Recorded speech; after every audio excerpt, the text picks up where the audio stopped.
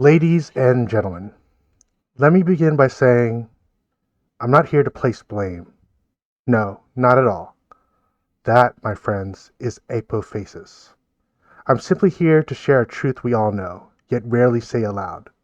There is a profound fracture between police and the people they serve.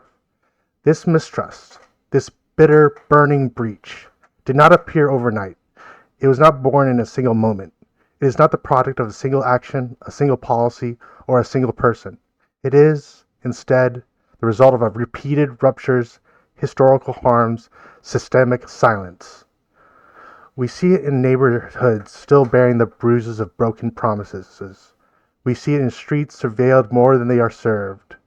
We see it in citizens who fear the flashing of lights more than the shadows of night. We see it, we feel it, we live it.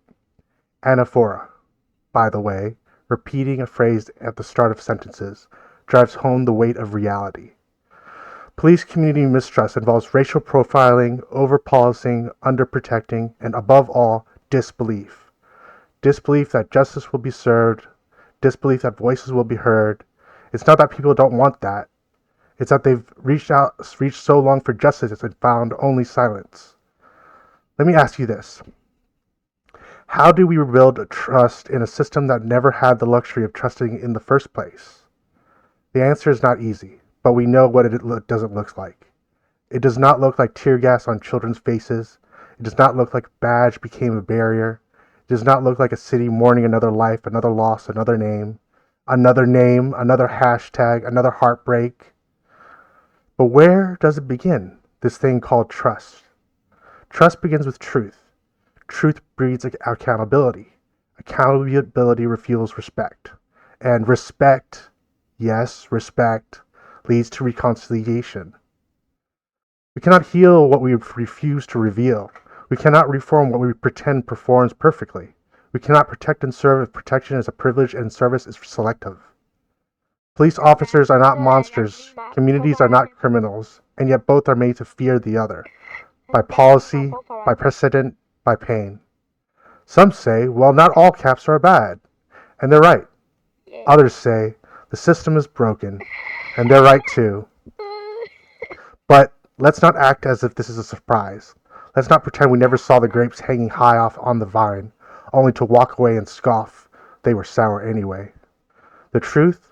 We wanted justice. We still want justice. We wanted fairness. We still want fairness. We wanted humanity. We still want humanity.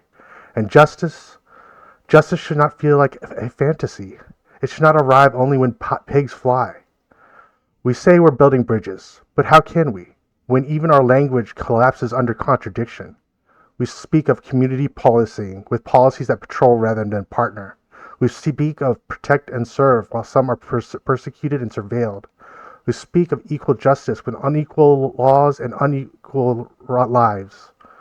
With unequal laws and unequal lives. Let me offer a vision, not a fantasy, but a future. A future where police officers walk with their neighbors, not above them. A future where body cameras capture accountability, not just angles. A future where reform is not a campaign slogan, but a community standard. A future where children leave to wave at sirens, not run from them. A future. Our future. So yes, this topic is heavy. This issue is hard, but ignoring it, that's unbearable.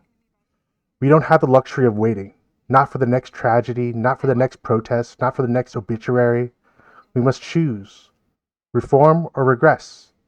Justice or justification. Trust or turmoil. And I believe truly, deeply, that we can do better. Not someday, not somehow, but now.